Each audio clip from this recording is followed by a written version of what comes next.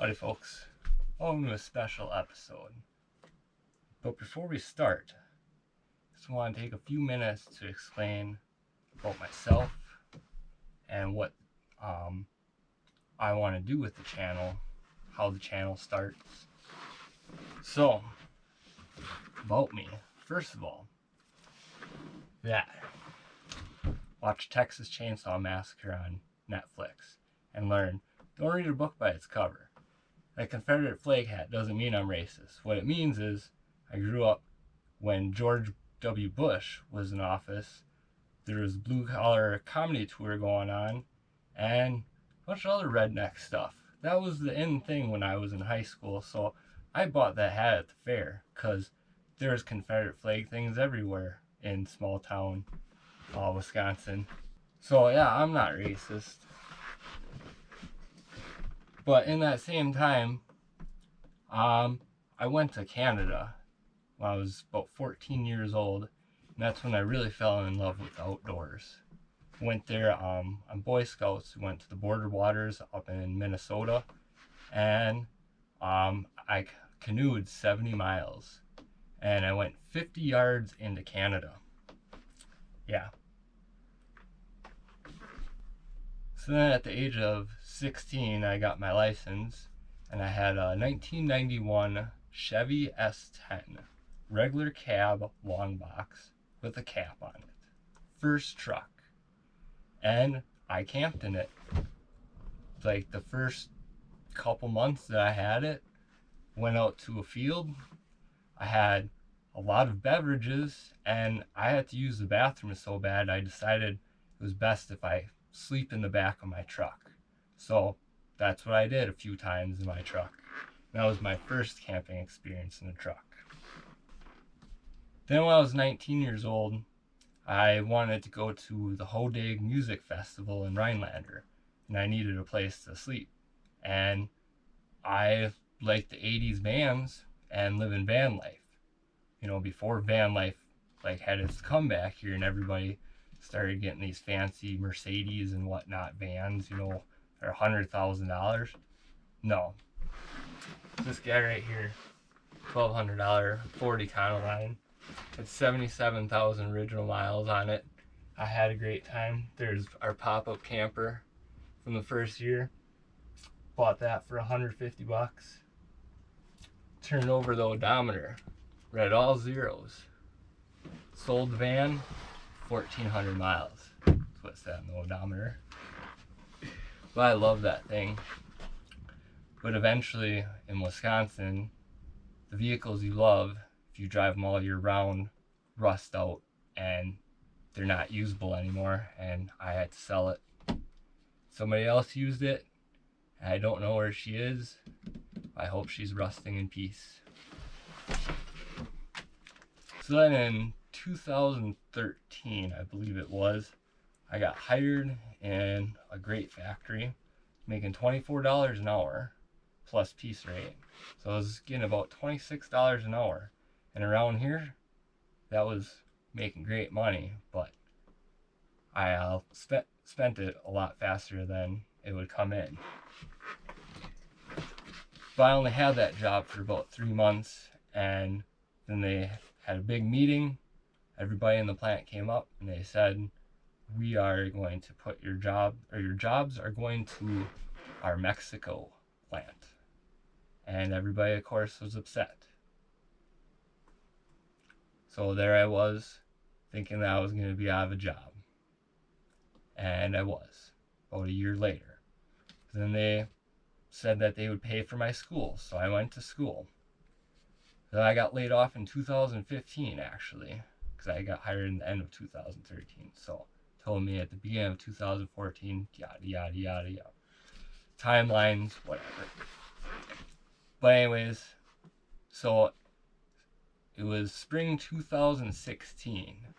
I woke up to go to class, and my eyes just were completely cross-eyed, and I could not see straight, and I was seeing doubles.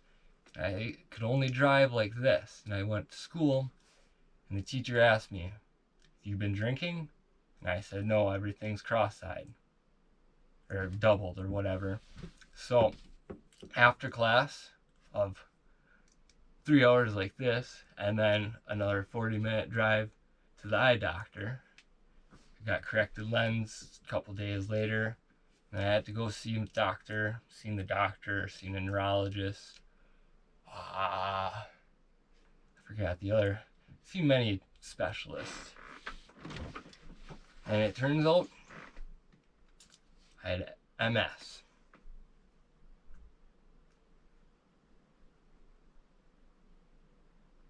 Yeah. Not good.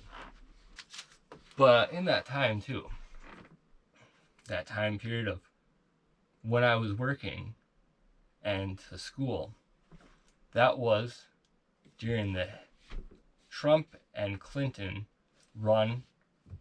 It was very annoying with all the commercials, and that's when I started watching YouTube all the time. And that's what gave me, kind of the idea like, hey, these people are doing what I like to do, and they're getting paid for it. So that's when I first started thinking about YouTube. The problem with starting a YouTube page when I was in my middle 20s was in Wisconsin, I like to drink, and I drank too much adult beverages. And that's what I thought, because with MS, I was afraid, and I thought, I'm going to live my life to the fullest, and I thought that meant going and partying with my friends. So I did that for 3 years, got a job, and then I see my neurologist again for the first time in 3 years, and he tells me it's getting worse. Like, I got to do something. So then I got on special type of injection. I take that every 6 months. I have to sit in an MRI for an hour and a half every 6 months too for my brain scan. That's really fun. But yeah, when I first started realizing that my MS was really bad, and the doctor was telling me all these things like avoid heat and stressful situations, well, I was working third shift, that means night shift, so 10 p.m. to 6 a.m. I was doing that basically 6 nights a week, and it was a hot environment, and it was very physical labor, and it just drained my body out completely, which my neurologist told me I should avoid that. So that's when I kind of decided I need to quit my job. And I went and I tried to work at a Quick Trip. It wasn't going to be right for me. I could tell right away. I'm not a people person. I couldn't sit there with a fake smile and tell people to have a good day every day, because I don't always have a good day with my health situation. Some days I just feel completely like I don't want to get up off the couch, do nothing. I have no energy. But today, I got 80 push-ups in. Wait, no, I meant sit-ups. I got 80 sit-ups, 40 push-ups, which is pretty good. But tomorrow I might be completely useless, not be able to get up out of bed at all. This is the way MS is. That's enough about the sad health stuff. Let's talk about why I'm starting this channel. I'm starting this channel because I'm not giving up on my dreams. Most of them. I kind of gave up on the idea of getting my dream car, which is actually a Porsche 959. There's only I think 500 or 600 of those made, and that's now $1 million car for sure. And I think there's maybe a dozen probably in America. So I gave that up.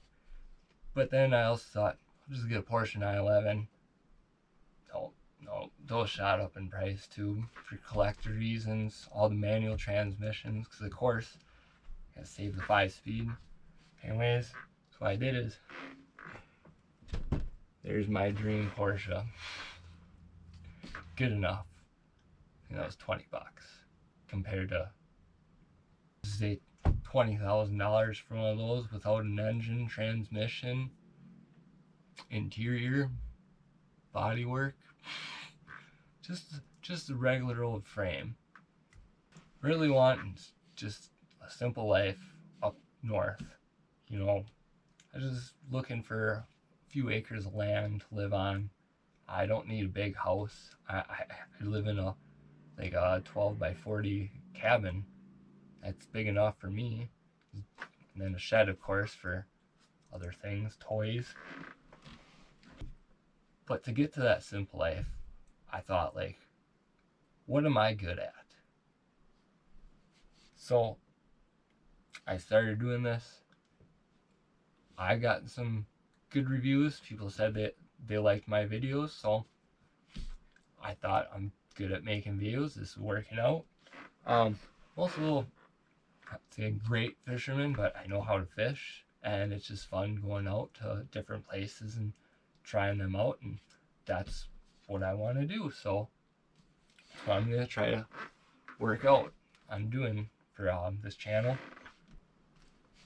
And I also like to go camping. So with fishing and camping, going around Wisconsin, I figured, I could be a brand ambassador on YouTube. And that is my goal right now, is to become a brand ambassador on YouTube. But in order to do that, I need your support. So if you get annoyed with the subscribe, like, and comment, then just subscribe, like, and comment, and I'll stop saying it. You tell enough people that I have good content, then I don't have to say it. And thank you if you do. And that brings me to what the channel is going to be about. I live in Wisconsin, and Wisconsin is a fisherman's paradise. We have over 15,000 lakes, and thousands of miles of river, and over 160 species of fish to catch. I could be fishing in 5 minutes. I'd be trespassing, but I could be fishing in 5 minutes from where I am right now. Because that's Wisconsin. There's just holes everywhere. Kind of like Minnesota. We got 10,000 lakes. We have 15,000 man-made. Yeah, there's dams on the rivers and they make lakes. You can discuss that among yourselves.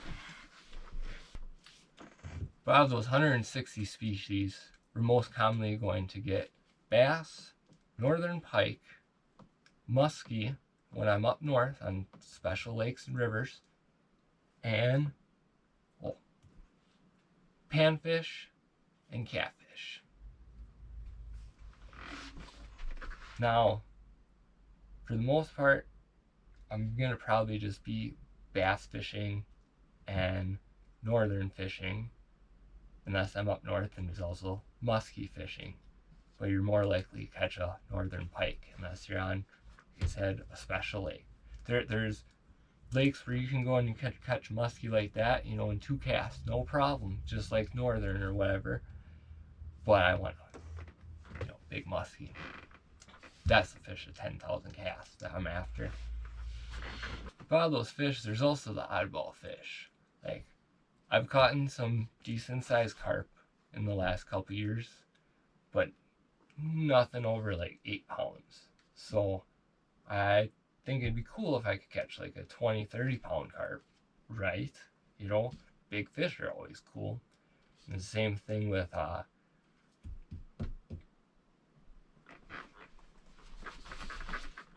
flatheads. Those are a big fish. They're supposedly in the Fox River, but I have looked on the Fox River and there's no place to fish on the Fox River.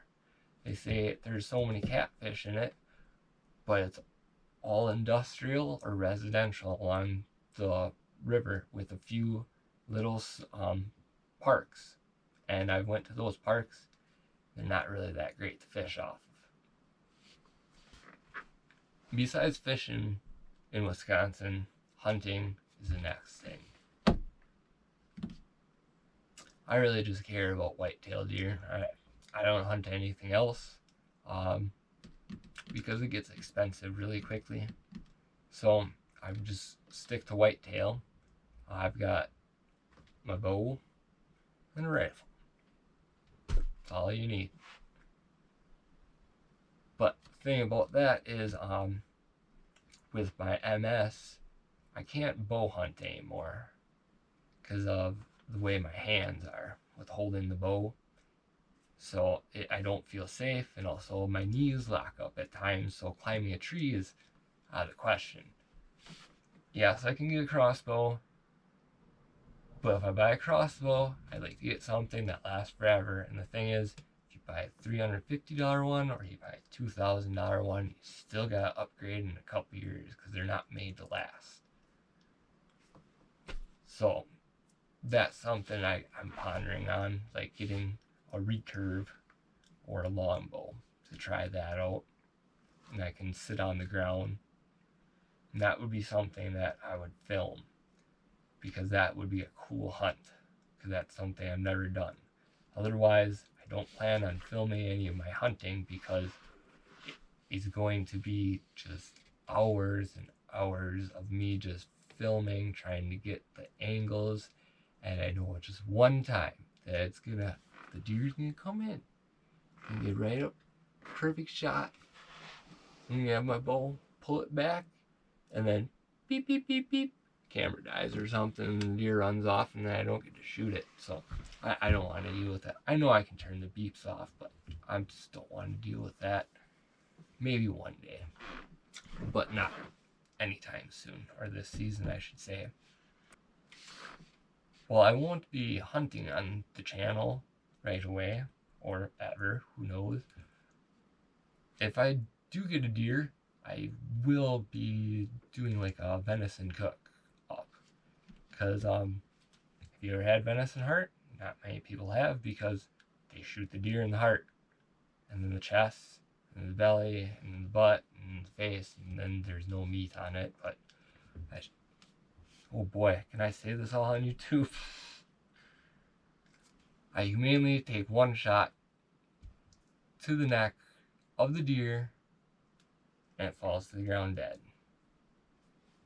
And then I get to eat the heart. That's how I hunt.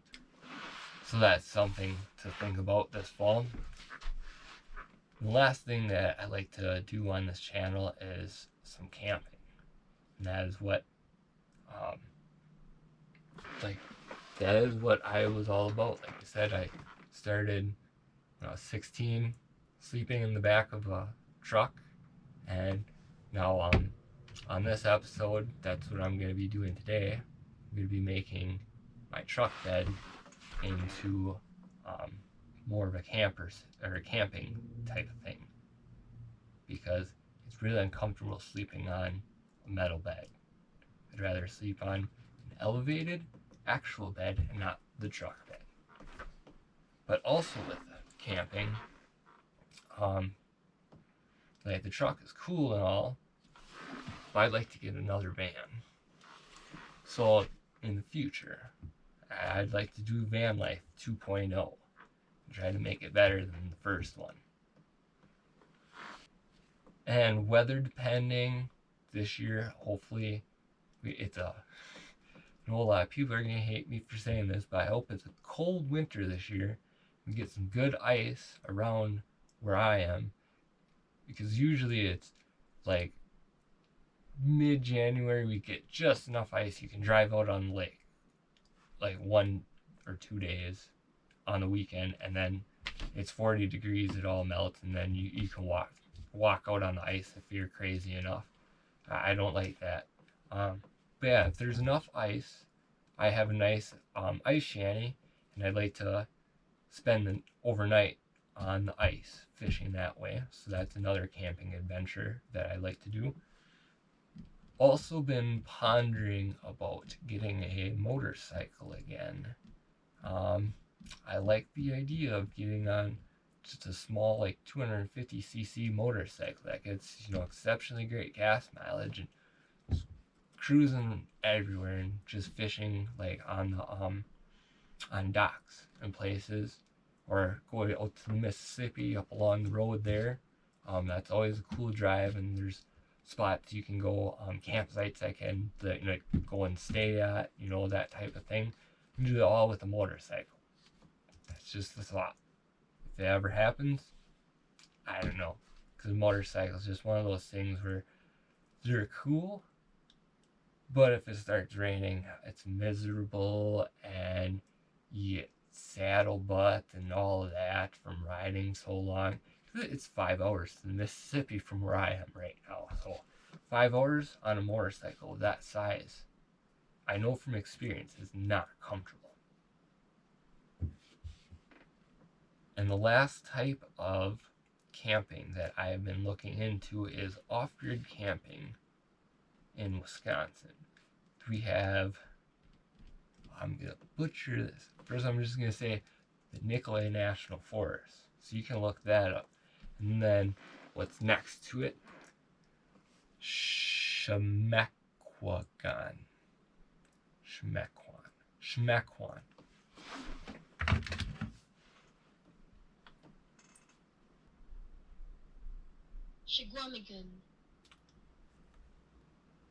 Shagwamigan. Fine, I want to say it. Shagwamigan. I said I wanted to say it. Shmuck. No, I lost it.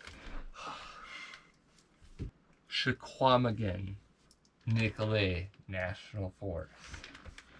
And there's some federal land, and you can drive on these dirt roads. You park, and then I believe you have to go a quarter mile away or something. There's all these special regulations, but you go so far away from your vehicle, and then you can camp out in the middle of nowhere woods. And I found a couple spots where you gotta walk 1.5 miles down a creek, well, I can get to a lake. That's the only way. The only way is basically walking through the woods or walking down the creek. So this is something I thought I want to do, but that's something I'm gonna need somebody to come along with me, because that's bear country, and I don't like being in bear country alone unless I have my Second Amendment rights with me to carry my firearm. My Second Amendment rights with me to protect myself against animals. It's always never good. Rather just get some bear spray, and I'll use that in case a bear comes at me. The last thing that I got planned for this channel is this notebook, and I've been thinking of little special plans and ideas, cool episodes where it's not just about fishing, it's about laughing, having fun, seeing my creativeness. What is this? Actually, yeah, this is a good one. This doesn't spoil too much of my creativeness, but you know those Wally World,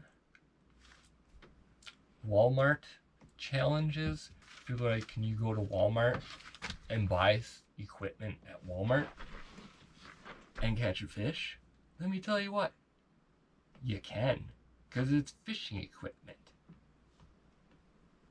Of course it's going to be able to catch a fish. If it doesn't catch you a fish, there's a number on the rod that you could, on the packaging, you call, you tell them, I'm not satisfied because your fishing equipment didn't catch me fish. In which case, you're probably just a bad fisherman.